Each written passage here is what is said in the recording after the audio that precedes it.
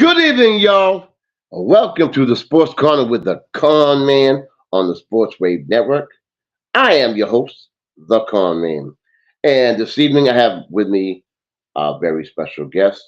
He goes by the name of Mr. Robert Mendes. He is the CEO, all that from the New Bedford Boys and Girls Club. He's been doing it since, I don't know, over 50 years. And what I do is what I do, but I Mendes, and hopefully he comes on. And you know, sometimes you go through life and you see people who do the right thing and who are who they say they are. And Mr. Robert Mendes is one of them type of individuals. I get a little bit of acclaim for all the things that I do in the community, but I could not do what I do without Mr. Robert Mendes. And hopefully he comes on. Again, you never know with the social media. So, but he's been given the link, and hopefully he comes on. Hopefully we can get him on. But as you can see, folks, as you can see, the Conn Man got the gear. The Conn Man got the gear. Look at that. The Conn Man got the gear, the merchandise. Thanks to the one, the only, the boss from the Sports Wave Network. And you know what?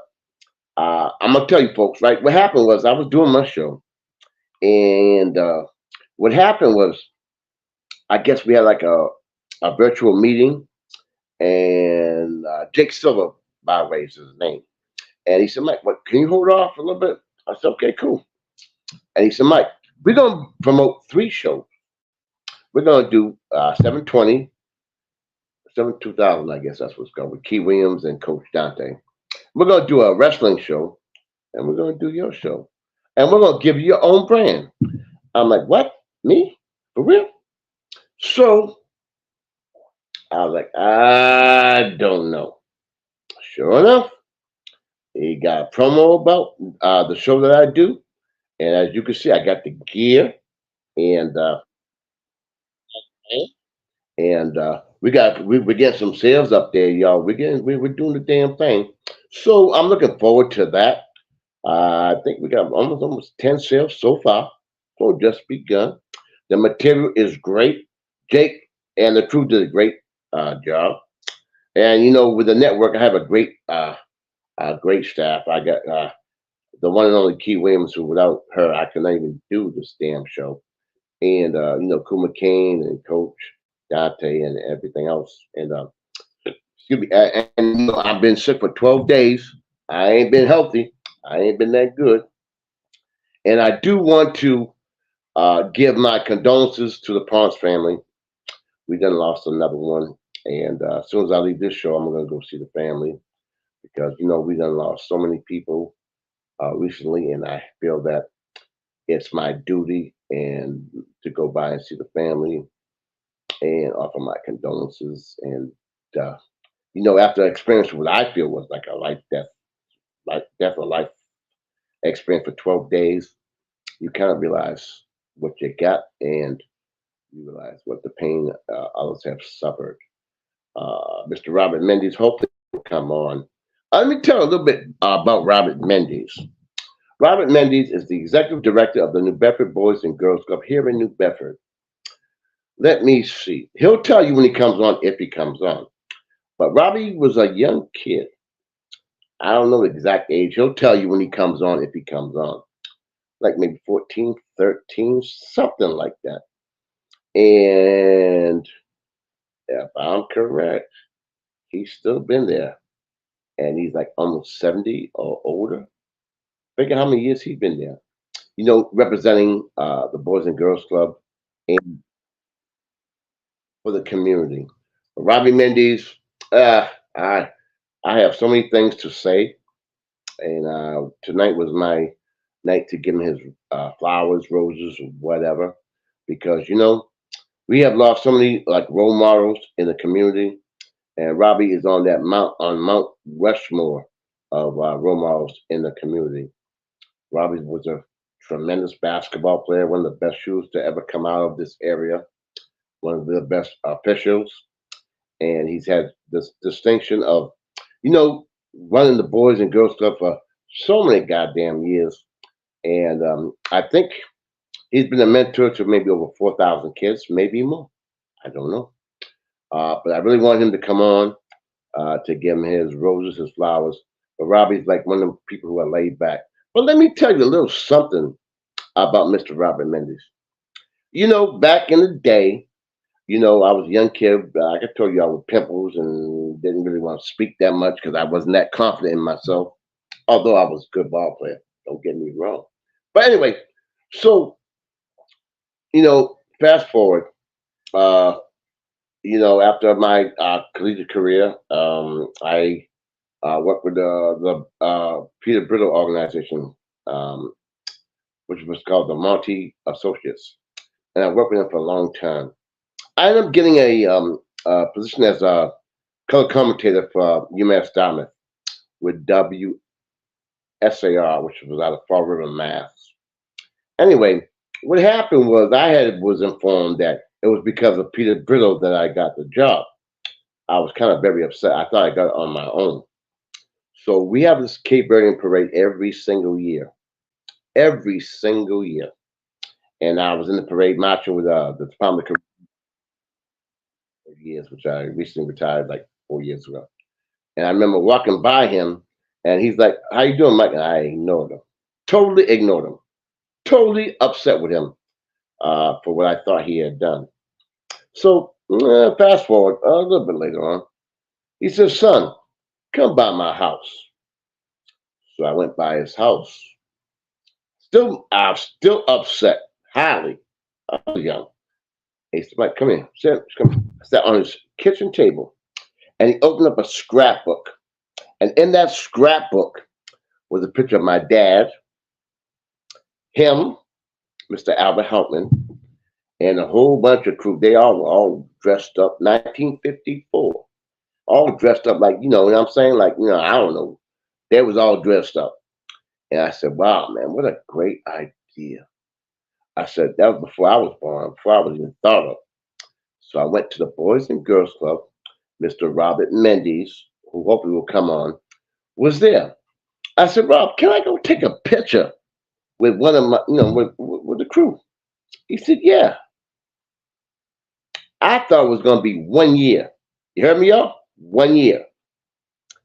This coming year, Thanksgiving Eve, will be year number 39. You heard? 39. And without Robbie's approval, it never would have went down. You hear me? Year number 39. I've given out close to I got dementia or whatever, but I always say that.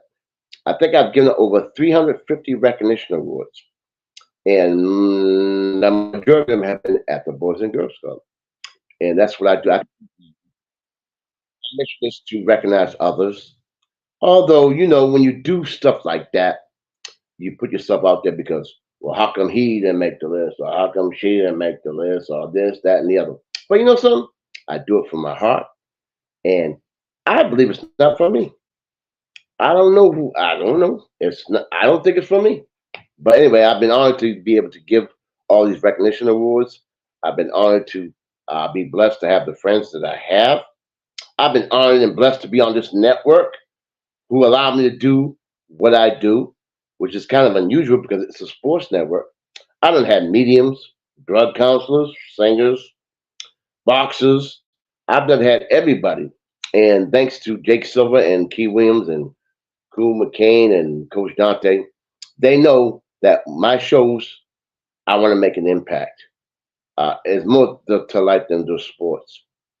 And I wanted to recognize Mr. Robin Mendes. Hopefully he'll come on. But due to technical difficulties or whatever, he said he was outside calling, but I don't know. And one thing about me, folks, I keep it real. Keep it real. I'm 63 years old. I keep it real. What I gotta lose?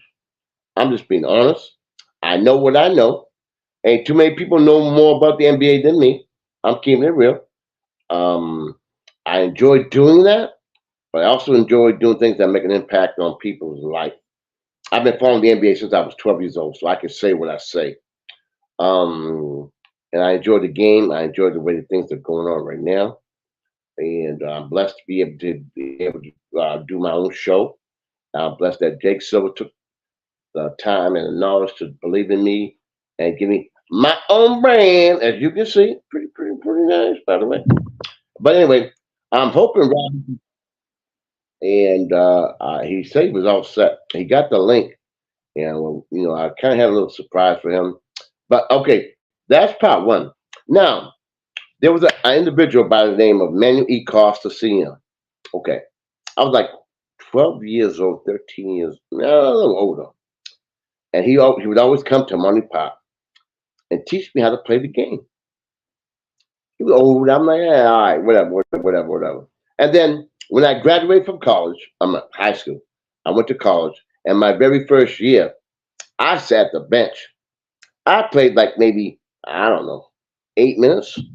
I have no idea because I played behind one of the greatest shooters to ever come out of South Coast history is Mickey Gonzalez, and I didn't mind. But I remember, I think it was my sophomore year. I was, doing my thing. I got playing top six man that year. I do, I did I. And Manny Costa came and said, "How come there's nobody talking about you?" I'm like, "I don't know." Sure enough, Manny Costa was a civil activist. Went to the Standard Times newspaper. About 2 weeks later, my picture's blown up on the Standard Times. I'm saying, "What?" And I didn't do anything at that time. And I was like, "Wow, this guy is something else." And when he passed away, I just felt I had to do something. And I felt, you know, our elders, brought us up, and I wanted to recognize them. But I had to go through the elders. When he passed, I had to go through all the elders to hey, what's this young kid doing? Who do you think he is? I go through the elders, and I went to each and every one of them. I said, "This is what I'm trying to do," and they all said, "Yeah, we got this covered. We're gonna take," and none of them did. I said, right, none of them did a damn thing. You took a snapper like me and took the initiative to go do what I did. Contacted Manny's daughter, Jeannie, his son, Manuel Costa, his nephew, Buster Costa, and we put together one of the best fundraisers ever in South Coast history at the Boys and Girls Club. But guess who I had to go to? Mr. Robert Mendes. Again, Robert has always been by my side, had my back, and the things that I do. And without him, I could not do what I do. Now think about it, 39 years with the Boys and Girls Club. 39. Not three, not nine, 39 years. Only supposed to be 1 year. And the individual who happened to be in that picture in 1954, Mr. Albert Hallman, he wasn't there like the first 2 or 3 years, but he showed up every single year until he got sick. He was there every year. And his son, Ray, and his other son, Dave, would always come. And then Marcus, his grandson, and Isaiah, the whole Helpman family has been so great. And, when you do things that I do, sometimes you put yourself up for criticism because, you know, I get up 300 recognition awards, and some say, "Mike, why you do that? Why don't you give up 4 or 5 a year? It seems more prestigious." And my comeback is, look, it's not a prestigious award. It's just a thank you. And with the help of the city hall and city council, they allow me to be able to honor, celebrate, and recognize so many individuals. And this year will be no different. 39, as I told you. I don't have the exact number. I think that 15, between 50 and 20 people are going to get recognized. And know something?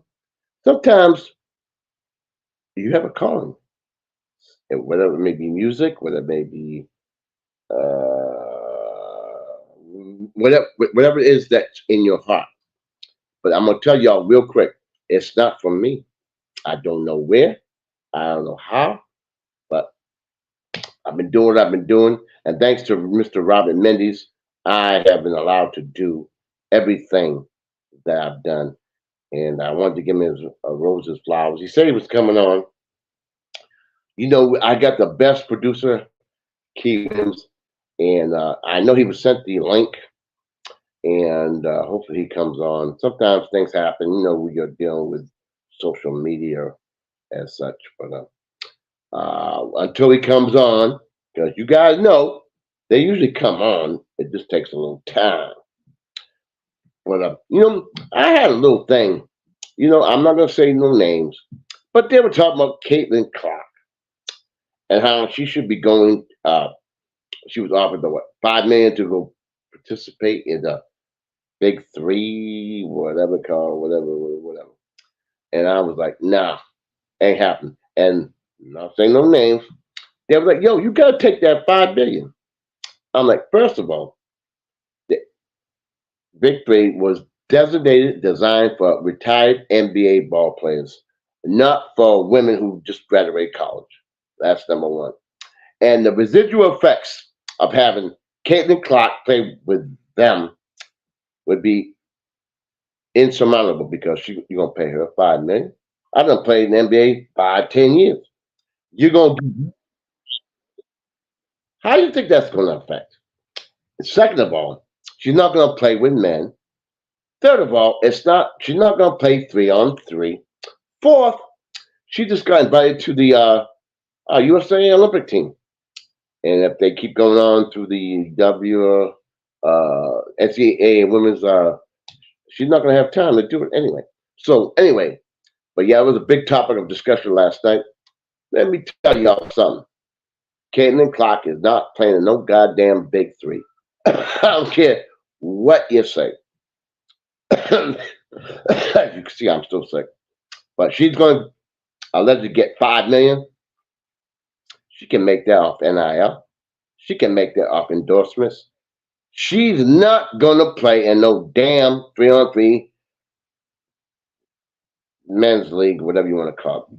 Those were strictly for NBA retired players. You're gonna have a 21, 22-year-old girl go play against men who've been in the league for 5, 10, 15 years and retired. And then they find out she's getting 5 million and what they get, $50,000 a game. It makes no damn sense. For real. And so that was kind of a big topic of my discussion. I don't know. I'm trying to see if Robbie will come on. I don't know. I have to wait because unfortunately I have no access to go see if he's coming on or not. Was given the link. Hopefully he comes on. But you know me. Hey, if I gotta do that, show must go on. Show must go on. Let's talk about Draymond Green. Since we're here and we're talking basketball, we're talking what we're going to talk about Draymond Green.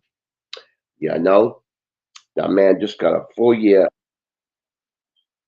which is $100 million guaranteed. He still hasn't learned how to be a man, and he's hurting his team. He's hurting Steph. The window is closing, and he just don't give a damn. He goes on his popular podcast, and guess what? Like nothing happened. Big deal. Let me tell you something. I'll tell you. I'm not one to Draymond. Wake up. Wake up. You just got a 4 year, $100 million contract guaranteed. Wake up. Is it that bad you have to go off after referees? Referees bust their behind. I know I'm a referee. Referees don't have it easy. Go try to referee a game, see how hard it is. And for him to do what he keep, it's constant. And it's not just attacks other players. Draymond Green he's very intelligent, and the Warriors need him because of what he provides. But I ain't gonna say what I'm gonna say, but he's retarded. The window's closing. Clay is on the going down. Steph's still Steph, but how much longer do you think he got? That window's closing. You're way over the salary cap. You know what I mean? They went and did what they did for you. They gave you 4 years, 25 mil a year guaranteed, and you're still gonna act up. and you go on your great podcast and talk all that smack. But know something? Where would you be without the NBA? You're 6'5". Where would you be? Dunkin' Donuts, McDonald's, maybe you may be a hardware store, maybe you may whatever. You're making 25 mil a year, guaranteed. Shut the hell up. Shut the hell up. What about the people who played way before you? Wish they could make what you're making.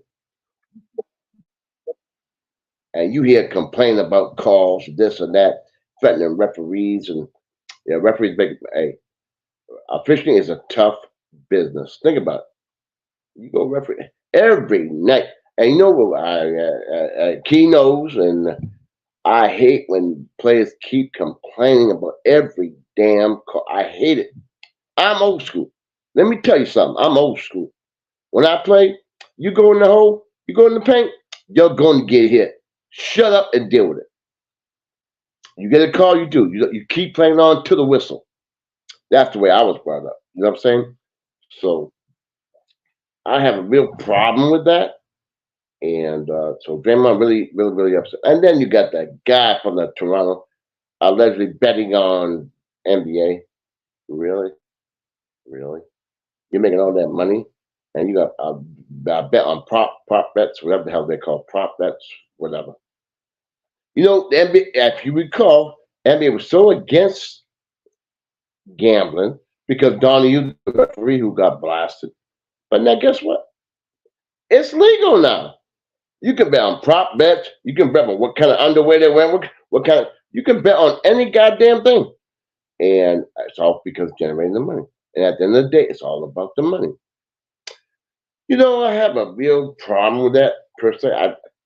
Gambling's cool, I guess, as long as you don't bet on your own sport, and it generates a lot of money. Makes a lot of money for the organizations and the institutions, so that's good. That you, Mike? I'm sure who's here with me right now? Who is this? Oh, Okay. All right, here we go. Ladies and gentlemen, I got with me my technical idol. difficulties here. Well, you know what, Mr. Mendes, I've been done it. But hey, folks, I got with me one of the he's on Mount Rushmore of role models in the city of New Bedford.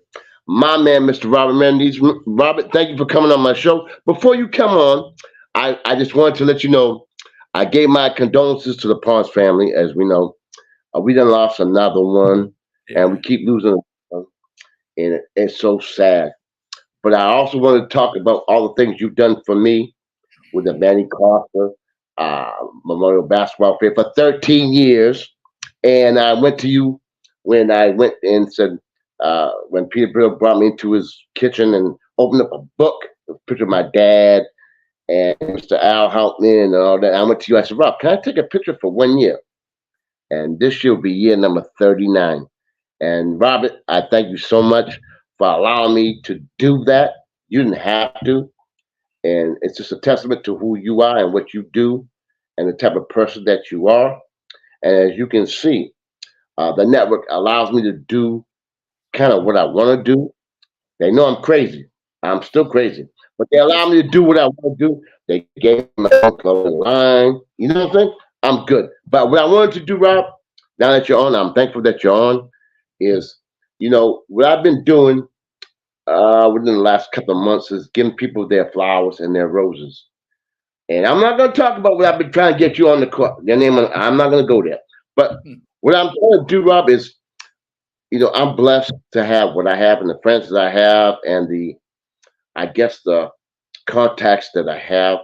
And I appreciate so much what I have and what I've lost and what we've lost. And and Rob, although you've been on my other show on the other network, I know all about you. But this is a new network, it's the Sports Wade Network. They don't know anything about you, but they're gonna know now. So, Rob, if you could, can you give a little bit of I guess your grind, your journey? What started you off working at the Boys and Girls Club. Talk about a little bit about your playing career, which you are one of the best shooters of all time. And we all know that. But anyway, just talk about you. This is about you. I'm gonna shut my mouth. And what I like to do is I set the picnic table, but I do it buffet style. I set it up, and you go on your own. Let the folks know a little bit about yourself. Well, New Bedford native, born and bred, lifetime. Uh, One of those kids who grew up straight out of the Bay Village in the south end of New Bedford. Proud of that fact. Moved up to the West End when I was about 10 years old. That's when I became part of the Boys and Girls Club as a member. Back then it was the Boys Club. And, Mike, you talk about, the things that you've done and what inspired you. I think a lot of the stuff that we do, I call it just paying it forward. There was so many out there that did so many things for me as a youth that you kind of admired them and what they've done, and you didn't forget it. And we were just taught, at an early age to respect our elders and, do the best that we can and be the best that we can.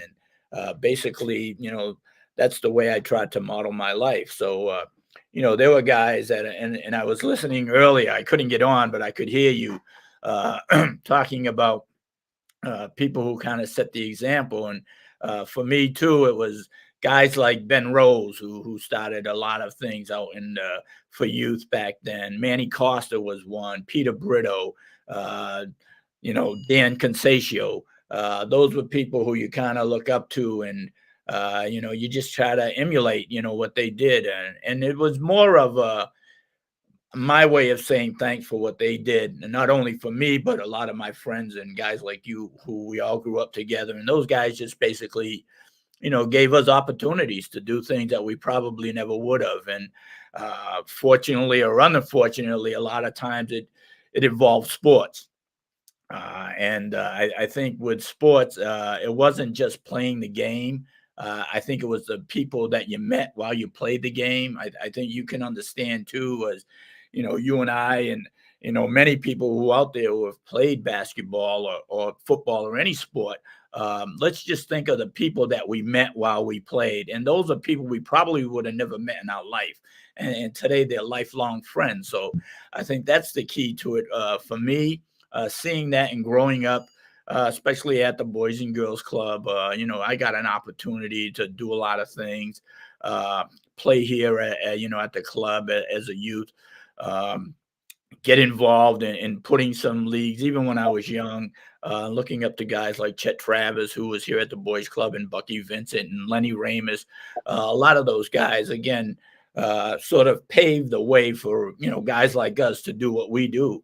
And it's not hard. It's not something you look for any glory for. It's just really, uh, giving back. Back in them days, we appreciated. We appreciated what we got from people, and I think sometimes in this day and age, that's been lost on a lot of these kids. It's almost like people expect stuff from people rather than really appreciating what it is that you got. So again, it just kind of morphed in, and at a young age, I you know decided, and it's a lot of things happened, growing up, and I, played basketball, as you said. And, I played in Little League basketball. My first experience was with Tony Ramus, the late father of Steve Ramus. And I Mhm. played with Steve Ramus and Stevie Gomes and Eddie Martin, and we played for the Verdian Vets. And, Eddie always says we were the original dream team because we were that good, and we kind of bounced on through the Bay State Basketball League. But again, it was guys like Mr. Ramus picking us up, taking us to games, making sure we got back and forth and things like that, that you don't forget that as a kid growing up.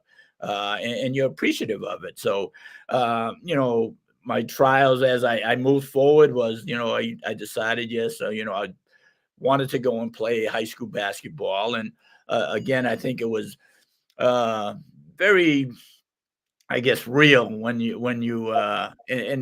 sports can be emotional too at the same time, and going out and I won't mention the high school coach at the time, but I remember everybody encouraging me to go out and play basketball at the high school and try out for the team. And we played back then; it used to be junior high school basketball before you got to the high school, and then getting there. And I remember very vividly, like it was yesterday, going down to the gym on the day of tryouts. And prior to going into the gym, I just stood to the side, and the two coaches, the varsity coach and the JV basketball coach, were talking and didn't see me standing there. And I heard their conversation about, what's it look like this year, coach?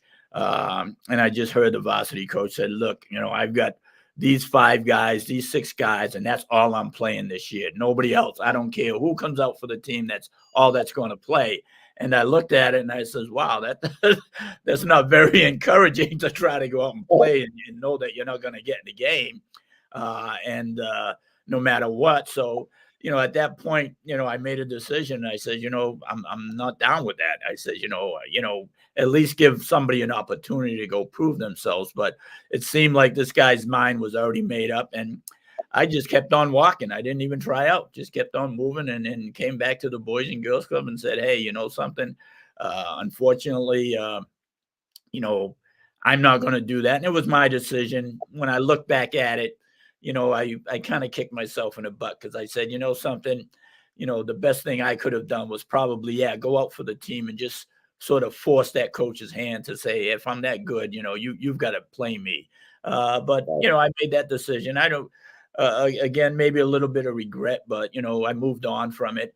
And it was a very valuable experience, because it also, motivated me to become a basketball coach. So at a very early age, at the age of, 18 in my senior year, I was coaching Little League basketball. I can remember very vividly my first year. My first player I ever coached was Mark Dias from New Bedford.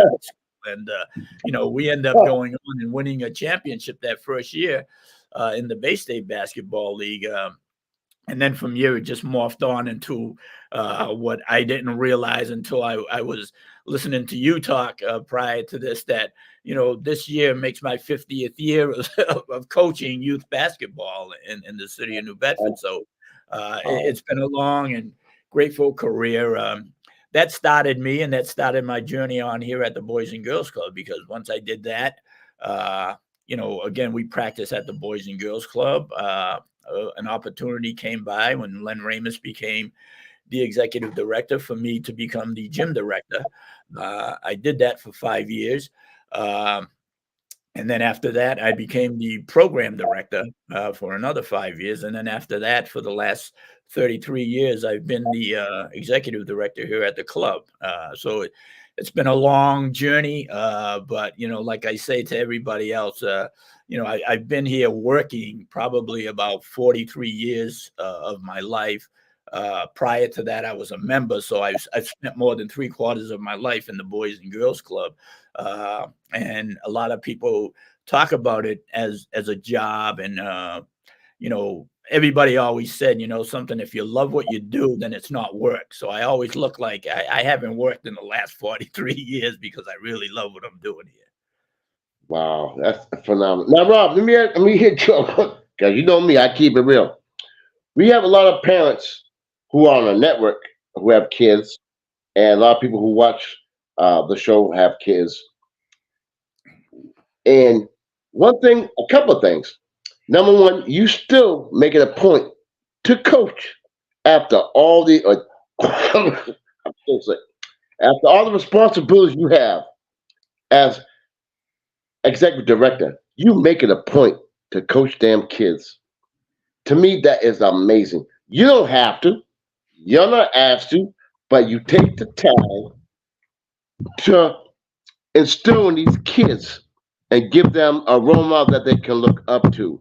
And as you know, I was younger than me, but there wasn't too many of us doing things like that. There was Ben Rose, there was a couple, Manny Costa, there was a few.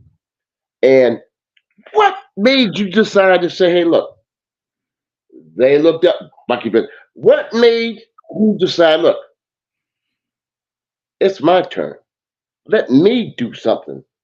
What made you decide to take that step? Because you know once you take that step, you're able or you know you're going to get heat. And you've been in that position for so many years, although you're well respected, Rob. Everybody loves you and all that. The kids love you. But you also know there's going to be people who look at things negative. What makes you strive to keep doing what you're doing? What I think that first started it was just that experience with, hearing that high school coach, say that, and I know how I felt when it happened. And I said, something, I never want any other kid to feel that way. So as a coach, you turn around and that's how I got involved in coaching. And then, my goal at that point was number one. It wasn't really just about the sport. It's about the contact you have with the kids and the impact that you have on their lives. And I wanted it always to be a positive situation. So I never sort of, even though, and I'm grateful I've had a very successful youth coaching career. But it was never about winning. I would always tell my kids, and I still to this day, when we get together and we start the season off, I tell them that, my goal as a coach is not to win a championship. And then the kids look at me like I'm crazy. And I was like, well, coach, what are we here for? And I says, that's not my goal. That has to be your goal because you've got to want it more than I want it for you. My goal as a coach is to make you a better player from today to the end of the season, not only as a basketball player, but as a human being.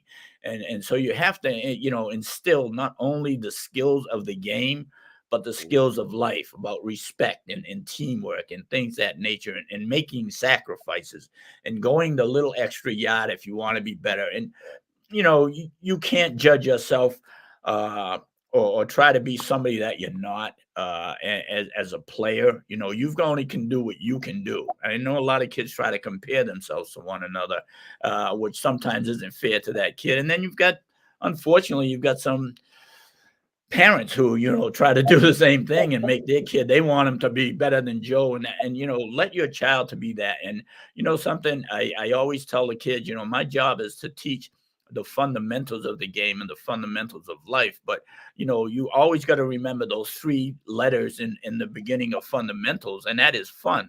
And if you can't come out here and have fun, then you have no business playing the game. And you know it, and I know it. We've played game all our lives, and the reason why we continue to play it because we enjoy it. If we didn't Yes. enjoy it, we would have quit a long time ago. So I think that's the key. And in today's game, there's such a tremendous, focus on winning, winning, winning, and people, and even and unfortunately, there are some parents out there who continue to go overboard to put their kid in a position to win, just to win. And some, I'll move them from team to team, and I'll go play in this one, and I'll go where he can excel. But at the end of the day, Oh, you're really hurting him because he's not playing against probably the competition he should be playing to assess what his abilities are. And you as a parent, and I understand we all love our kids, and we all want what's best for them. But at the same time, as they progress in youth basketball, the key pieces for that is to learn life lessons, and to learn friendships and things of that nature. If you're going to be good, you're going to be good. The cream's going to rise to the top. Okay. There are some who might be a little marginal player. They're going to make it to the next level because they're going to put the work in. Okay. But if you don't put the work in, I'm sorry, you can, manipulate the system as much as you want. But at the end of the day, you gotta produce, and if you don't exactly. produce, and you keep moving from, station to station, then absolutely nothing comes of it. And sometimes kids get, disgruntled in that. And, when you get parents sometimes who push kids too much in that area, it turns them off from playing. When they get to the high school level, they're kind of burnt out. So it's very critical, I think, at this day and age, for coaches to make sure that, number one, the kid is enjoying himself. You're teaching him the fundamentals of the game. Everybody wants to be. It's funny, Mike. I started my season this year, and I had all my kids in the group before the season started, and I walked into the gym and I said, "Is anybody here named Steph Curry?" And nobody raised their hand. And I said, "Oh, how about Kevin Durant?" And nobody raised their hand. And I said, "LeBron James," and nobody raised their hand. And I said, "Oh, that's so good, because then I don't have to coach them now. So I'm just going to coach you guys." Okay. And it was just more of them to get out the system and say, "Hey, go out there and be who you are." Okay. Don't be the next Steph Curry. Be the first Michael Consaccio. So that's what you want to be and aspire to be. But more so, I think it's really as a coach with youth, you're really instilling confidence in the kids, to let them know that they've got self-worth. I think if you're building and you're coaching and you build a kid's self-esteem over the course of a season, you've done your job. You really have. And not every kid's going to make it in high school. Not every kid's going to play Division I college basketball. And as the further up you go up the ladder, the slimmer your chances become of playing at the next level. So you're at a point and you got to enjoy yourself. So I always just try to instill the fundamentals, make them as best as that they can. And then when they get to that high school level, yeah, you know something, kid, you're on your own now. Now you got to go prove it. Now, Robbie, I'm gonna interrupt you real quick because you know me, and I've always been told Robbie Mendes should have been the Beverly High coach. But you've been at the Boy Scout for 5,000 years. Do you think, how much can I put this? Do you think you should have been in the Beverly High coach? Or do you think you should stay at the Boys and Girls Club? Because all I hear, if Robbie was the coach in the Beverly High, they would have won way more championships because you brought these kids up. So what's your take on that? I'm keeping it real. Well, I think that's interesting because I think the big thing is this is the important thing is when a kid gets to high school, it's the foundation that was laid for him. Because not any kid Right. just picks up and when he turns 16 and he walks on a basketball court, he can play. And that's what I'm talking about is as a youth coach, laying that fundamental so that when they get to the high school, they've got the tools to do that. And I've had that all the time where I've had kids play in my program, and the minute they got to the high school, one of the first things either the JV coach or the varsity coach would ask, "Hey, who you play for in Little League?" And if they said, Robbie Mendes, then they were like, "Okay, this kid's on the team." Because Right. they knew they were going to be solid in the fundamentals of the game. Uh, as far Right. as going, being a coach at the high school level, something that, yeah, could I have done it? Yes, I could have. Would I have had a greater impact on the lives of more kids at the high school? Probably it would have diminished because I'm catching them when they're young, and they're impressionable. So nowadays, and you know it as well as I do as a coach, that's one of the biggest challenges. At the high school level, and the older they get, the tougher they are to coach.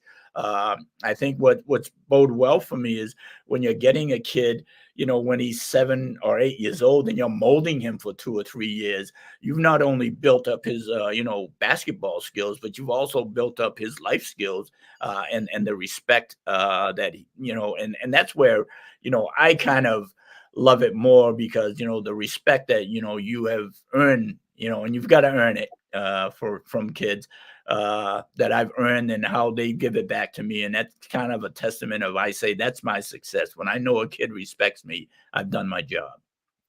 Well, Rob, everybody respects you. But I'm gonna give you another one because this is about you. I'm giving you your flowers. I'm gonna hit you hard. You've been coaching for 5,000 years. How do you feel with the parents? Yo, man, my son should be getting more playing time, or she should be getting more playing time. How come he ain't playing? How do you handle that? Well, for me, it's pretty simple. Usually in the beginning of the season, when I have all those kids, and I've decided, okay, this is the group of that's going to be on my team. One of the things I always do is I turn around and I say to the parents, "Is there anybody here who would like to coach with me?" And nobody raises their hand. So I says, Oh, no, "Okay." hell no. So I says, okay, if you don't want to coach with me, then I shouldn't hear from you the rest of the year. Okay. But you've got to, turn around and say, you know, I always say to my kids, there's only one voice on this team that you should be listened to and during the game, and that's me. And only Absolutely. because, I'm the one who's doing it 4 nights a week. I'm the one who's coming in on a Saturday and doing 4 hours of practice with 3 different groups, okay? Right. And then you think I'm gonna get to a game and you're gonna listen to daddy behind me? That's not gonna happen. Right. And, most of the times, again, I think in fairness is like when you've got that parent yelling in the stands about, at their kid or what they're doing, they're there for one reason. They're focused on their kid. I'm focused on the whole Exactly. team. I've got 12 Hmm. kids to worry about, not 1 or not 2, okay? And though you treat everybody fairly, you also treat them differently depending on who they are and what their situation is. So for a lot Hmm. of times, I would just turn around and say, like a parent, you got a question about your kid's playing time or something, don't come to me after a game and ask me about it. You go home and you wait 24 hours and then you come and talk to me about it because that's going to give you a chance to go home and think about what you're going to say and how it's going to come out when you come to talk to me. And then Right. also be aware of the fact that when I answer you, I'm telling you from a totally unbiased perspective. Right. I'm talking about maybe your son, the player, not your son. Okay. Right.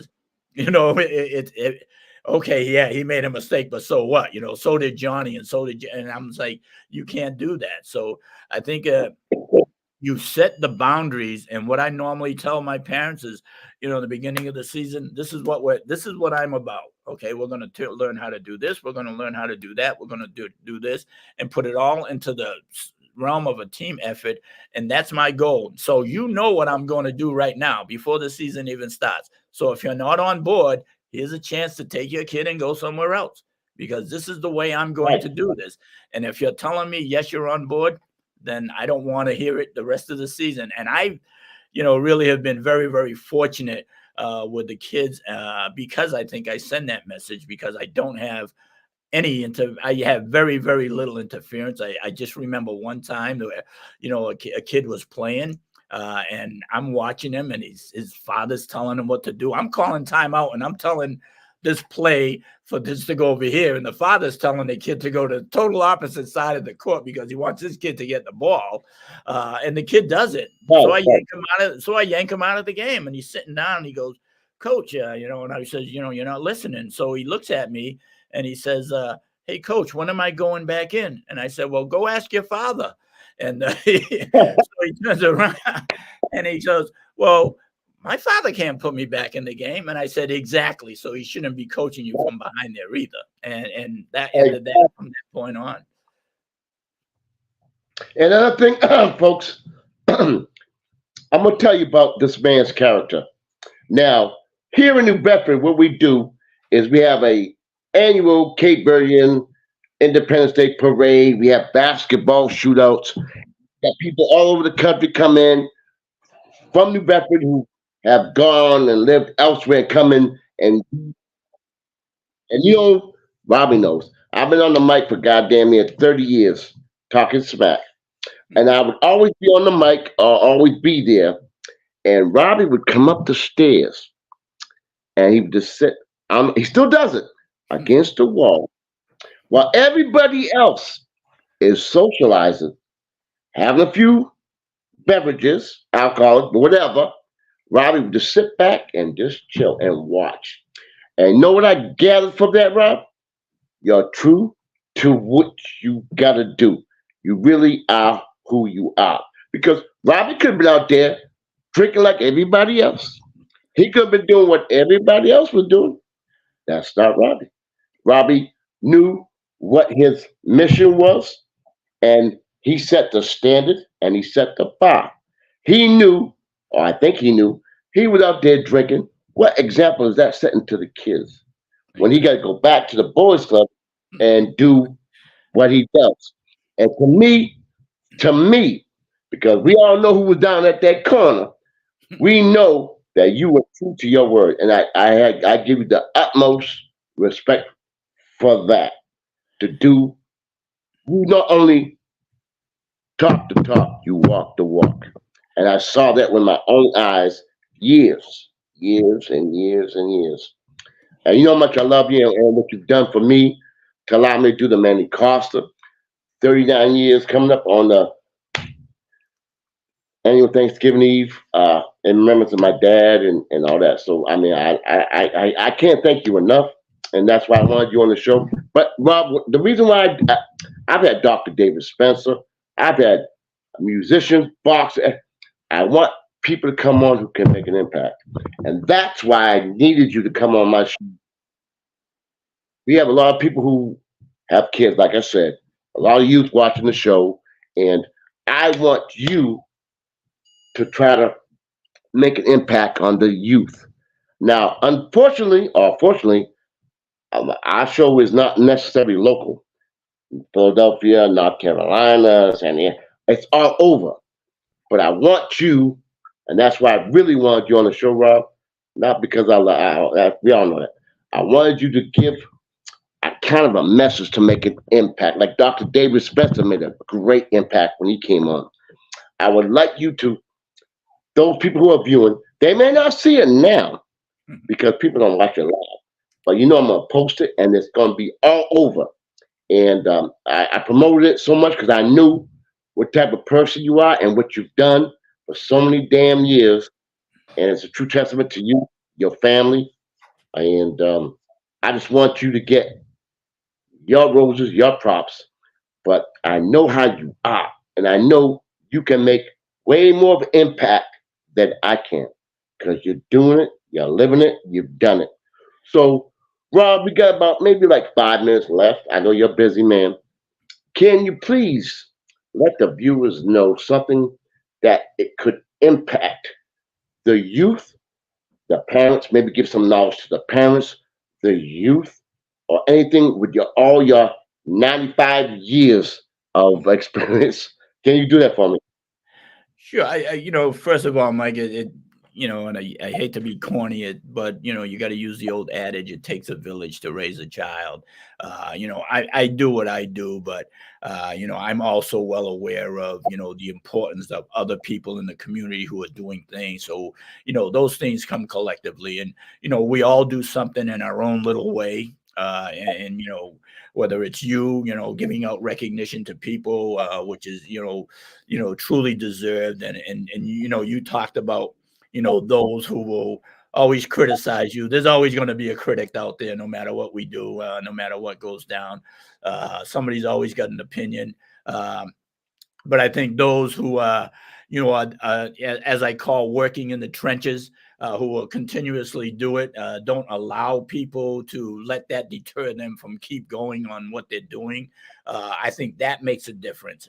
You can't turn around and there's always going to be naysayers, and if we all listen to the naysayers, all of us would be doing nothing right now, and it would, and who suffers when you do that? It is the kid. So a lot of times for me, I know that, people use sports as an avenue to get the attention of the kids, which is great. I think once you do that, I've over the last many years of my life and my work here at the Boys and Girls Club was to take a more holistic approach, because I also had to understand that not every child is an athlete. Not every kid wants to play basketball or football or baseball. There are arts and there's music and Right, things of that nature. And those are the very right, foundations of our society and our community. So I think it's, tremendously important to sort of have a more well-rounded kid, and I see it a lot of times where parents are out there, and, my kid, I'm going to just drill it into his head. He's going to play, he's going to play, and he's going to play. And sometimes you got to stop and think, and it's like, is he really having fun? Or does he want this as much as I want it as a parent? Because if you want it more than your child, then you're really doing a disservice to him. So, I think the key is that at some point in time, especially early on, kids have to be kids, and they're going to learn. It's like everything else. You fall down, you get back up. Okay. And you encourage your kid to get back up and keep on grinding. And one of the things that, we have to do as a society is to make sure that we instill in our youth respect. And in order to go forward, my thing was this: in order to go forward, sometimes it's important for us to step back and look at the old values in which we were brought up with and how we grew up. And you turn around, and no matter what anybody can say nowadays, for those of us who grew up in our era, some of us have gone down the right path, some have gone left, some have gone right, but there was always Yep. one common theme with those guys. No matter which path they took, it was always about respect for our elders, respect Yep. for our community. We did what we did. If we made a mistake, we learned from it. But the one thing that was instilled in us as kids, and it's your dad and my dad and moms and people in the community, that we always were instilled with that. And I think, we have to understand, as a community and as a society, one of the most valuable resources in our country is our youth. They are our future. So, you and I, and you keep saying I'm old, but you're just as old. You're up there too, but it's those young people who are going to take care of us when we get old. So it's so important to make sure that we're building a good foundation for these kids to become great leaders in our community, great leaders in society, that not only be sports minded, it could be doctors and lawyers and teachers and whatever they just decide to do in life. Just do it to the best of their ability. And, the one key thing is, we keep preaching over here is at the club is education, to make sure you attain your education, because I always tell kids all the time is that, something, when you play basketball is something, you got to realize one thing, something as good as you can be. And it's good goes from Michael Jordan to LeBron James on down. Okay. A coach determines how much you play and how much you can show your talent Right. by putting you in and out of the game. Right. Okay. So you always got to Yep. remember that. But when you get your education and you go to school and you get your degree from high school or college, no one can take that away from you. That's something that you earn, and it can never be taken back from you. Okay. They can always take away your playing time, but they can't take away your mind. And that's the whole key thing to, instilling in our kids and making sure that, we're trying to make them better for the future. And that's the whole key to, and parents have to realize that too. Just turn around and sometimes allow your kid to be a kid, make him the best that he can be. Don't make excuses for him. Just get out there and support him as much as you can, because that's what you do. We support our children, good, bad, or indifferent. But we also got to make sure that we hold them accountable for the things that they do, because if we don't and they're not held accountable, unfortunately, it won't be on the basketball court. It'll probably be in the trial court where a lot of these kids are going to be seen, and we don't want to see that. And and as well as I do, Mm. that how many great athletes in our community and across the country have been really, really good, but never got the opportunity because they didn't make the right decision. So it's incumbent upon us as leaders in our community, whether they are youth or in high school or in college, to make sure that we hold them accountable and we set the good example. And that's what I always tried to do. And you talk about it. Yeah, I would go down to them games, and I did not want to be out in public doing anything that would tarnish my image with a kid. What the adults thought, I could care less, because they're going to Right. say whatever they want about me anyway. Okay. What made it matter to me was, a child or a young boy or girl growing up in my community would look at me and say, something, Yeah. he held himself at a high esteem, and he respected me by Always. respecting himself. Always. Always. 100%. Now, that was great. I could even, that's best. But now I'm going to put you in the hot seat. You've been coaching for 5,000 years. I want you to give me, because we got a couple minutes left. Again, Rob, I want to thank you so much from the bottom of my heart for coming on my show. I think this is going to be one of the highest rated shows we ever had. Before I do that, though, if people want to get in touch with you and they want to, converse with you or whatever, how can they do that? I'm at the Boys and Girls Club of Greater New Bedford, 508-992-8011. We're at 166 Jenny Street in New Bedford, Massachusetts.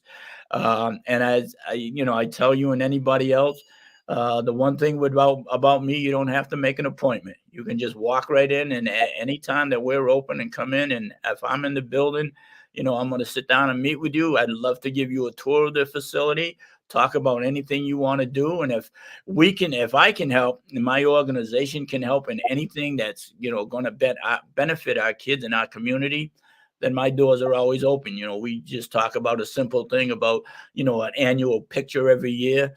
You make it like a big, that's to me, that's my responsibility, is to give back to the community. So if I'm able to do it and I can do it, then I should do it.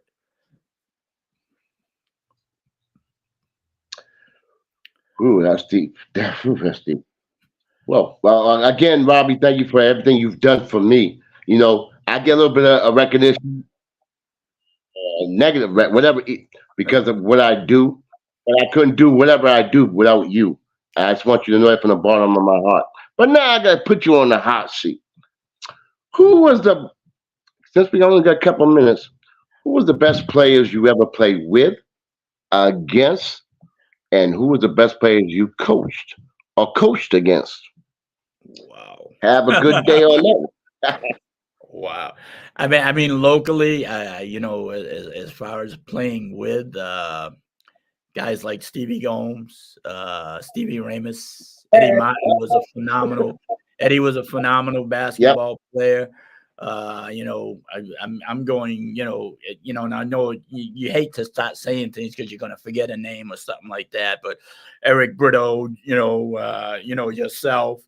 Um, there were just so many out there that, Mickey Almeida, Mickey Gonzalez, guys that Yeah. sometimes didn't really, and there were guys who just were, I call them like playground legends that, you kind of looked up to. And even though they didn't go in, and to be able to watch, guys like Tommy Gomes and Rico Ramos and guys like that, and Tommy Barroa and Peter Troll, and watch Yeah. those guys play back in the day.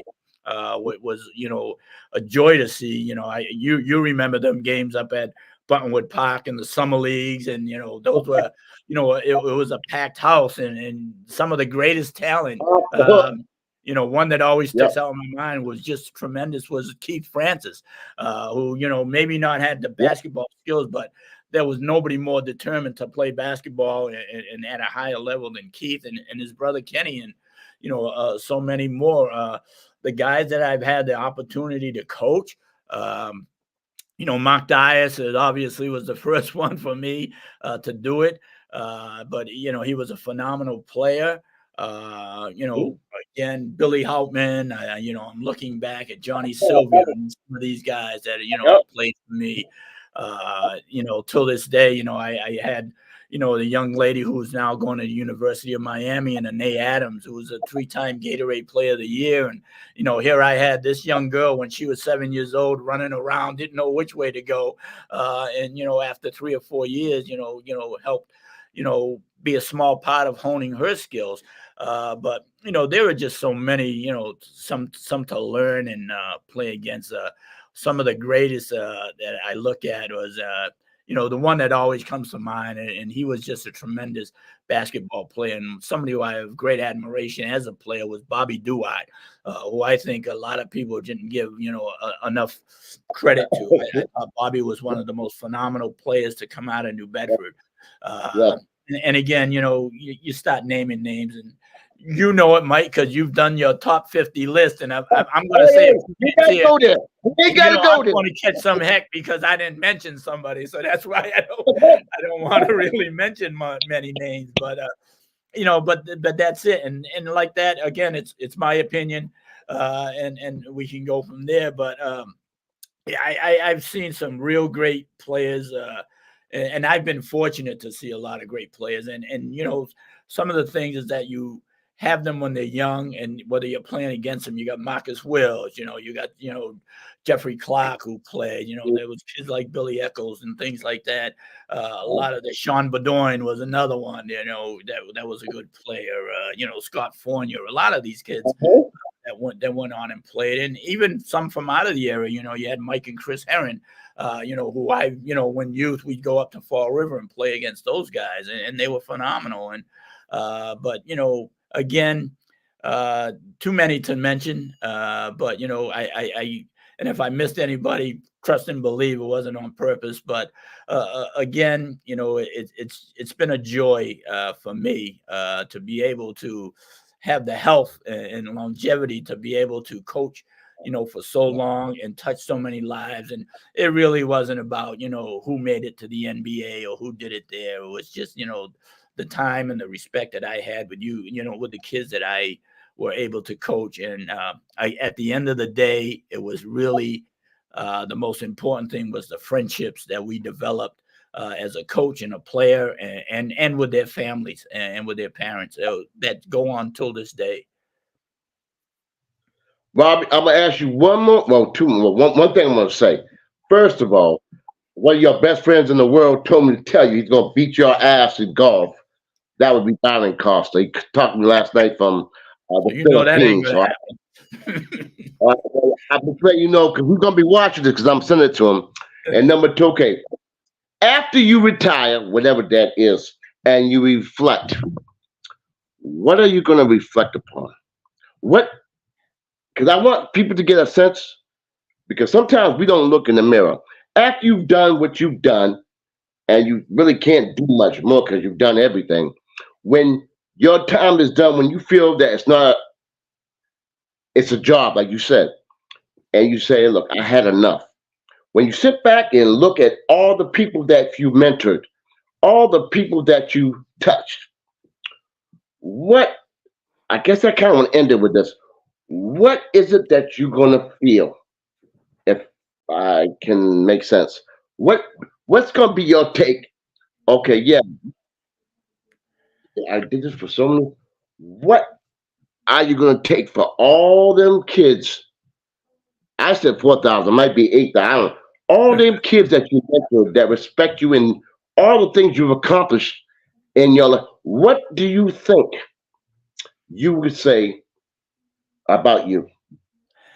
That it's strange because I had gone off to a conference a few years ago, and part of that conference was we were in this breakout session, and it was Boys and Girls Club professionals, and one of the instructors looked at me and he said, what do you want your legacy to be?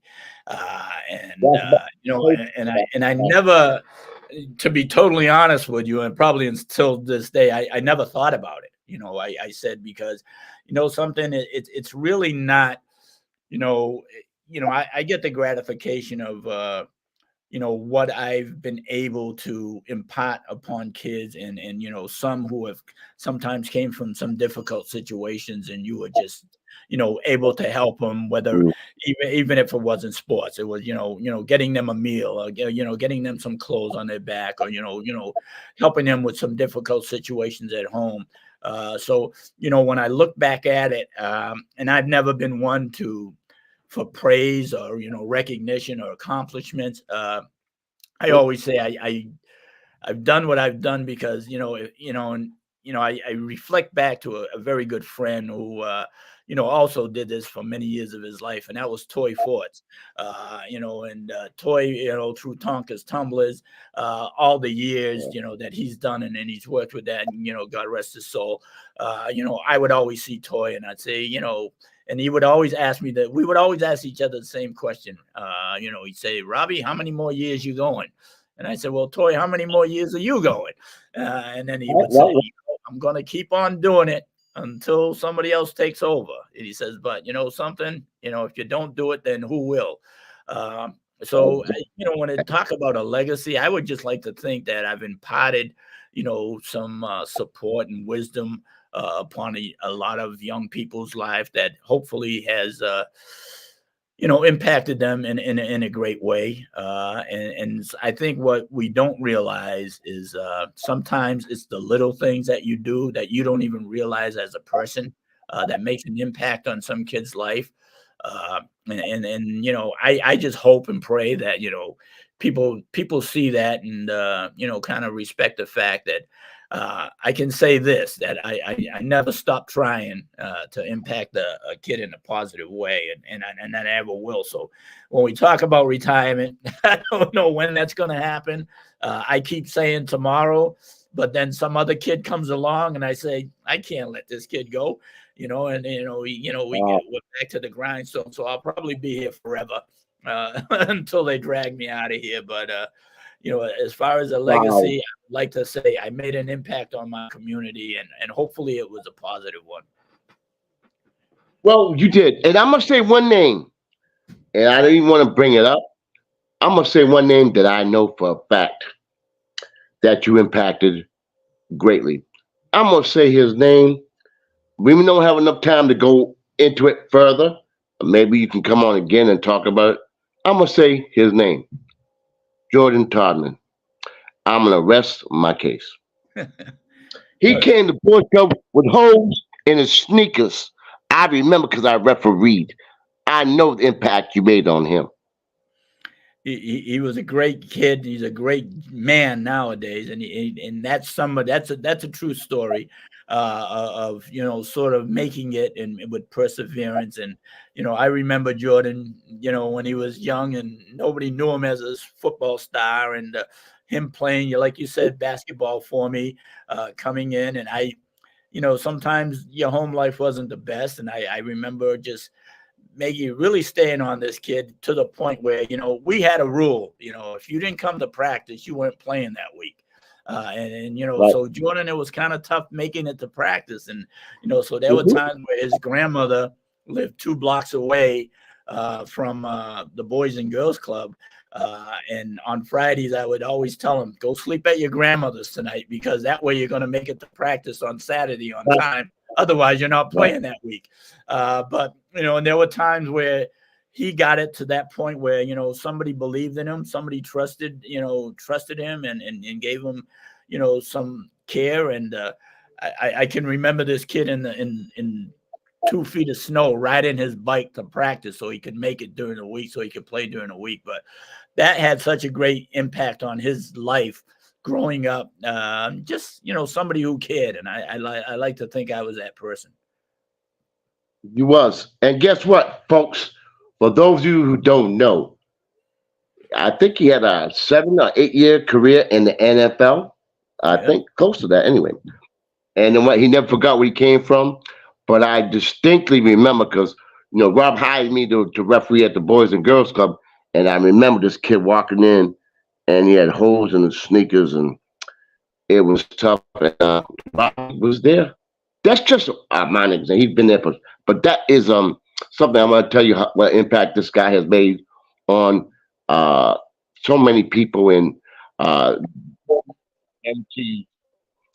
He remembers and he appreciates everything you've done for him and so many others. And that's why I kind of wanted you on the show.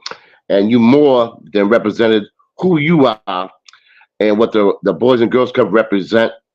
And do you want folks to know anything you got coming up in the near future or anything of that sort? No, unfortunately, well, not unfortunately. Like just last week, we had, our annual basketball challenge, which was all the high Oh, school basketball yeah, players from, around the southeastern region, which again was another great night. yeah. We've got, a golf tournament coming up, but a summer program also. But I think more importantly, again, the Boys and Girls Club of New Bedford. For a lot of people who don't know, is the third oldest Boys and Girls Club in the country. And we've been servicing our Greater New Bedford youth for 152 years. Sometimes I feel like I've been here the whole 152, but it's and according to you, I've been here the whole 152. But it's been a staple in the community, a place that I'm proud to be an alumnus of, proud to be the executive director of, only because over the years, and as you said it, Mike, tens of thousands of kids who have walked through our doors throughout that time that have gone on and done some pretty proud things. And even those who, like I said, may not have gone down the right road, but always respected this organization and this institution, no matter what. And I think that's part when we talk about legacy is that when you make an impact, that those, no matter what happens in your community, always respect the organization you're proud of, are a part of. That's what makes it, really, really gratifying for me as a person. And it made all the years that I've been here and all the time that I've spent coaching kids and but worth every single minute of it. And if I had to do it all over again, I'd do it the same way. I know you will. And folks, let me tell you, I'm a little upset with Robbie because I walked in his office one time, as I frequently do, and he had a picture with this guy. I think he's about 6'9". I think he played for the Celtics. I don't recall his name. I think Bill somebody, Bill Russell. What was it like meeting Bill Russell? What's that? What was it like meeting Bill Russell? That was a little bit surreal, and it was really, it was like it wasn't unexpected because we were both at the State House and we were doing something at the time with NSTAR because they were doing outdoor basketball courts. They actually came down and built one, I think, at Brookline Park, and they were doing it. And Bill was kind of the spokesman, but and again, Mike, I'm not one for so I'm just sitting back in the area, and they're doing the sort of at the podium and talking. And I'm off to the side, and lo and behold, Bill comes over, and he's sitting like 2 seats away, and again, a back away from everybody. And it was kind of amazing because you feel like he's like the greatest, I call the greatest player to ever play the game. And you would think, Absolutely. they always want to be in the limelight. And he was just so calm and demeanor. And we had a nice little conversation. And JoJo White was there at the time. And JoJo was going around talking to everybody. And Bill just looked at me and he says, look at JoJo. He goes, he'll never sit down and just shut up, and then he started with that laugh of his. But then we Right. got the opportunity to go up there and do the presentation. And, that's one of the most cherished pieces I have. Just having, a picture with somebody who was, again, not only a great basketball player, but a great, advocate and activist, for, human rights and people of that nature. And, you kind of, it symbolizes like, and it's not just through basketball. It was just more of he used his basketball prowess to get his word out, to make sure that every one of us, were treated fairly, and we lived in a equal society. And that's, I look at him beyond being a basketball player. He was just a great human being. And Rob, also, you had Mr., if I'm correct, Hank Allen at the Boys and Girls Club. Am I correct? Hank stopped. He was doing something at the Wamsetta Club, I think back in the day with Joe Andrews. And Hank did stop by the club before he did go over to there. So we've had some pretty good people come in. And, a lot of people don't Walton? know also.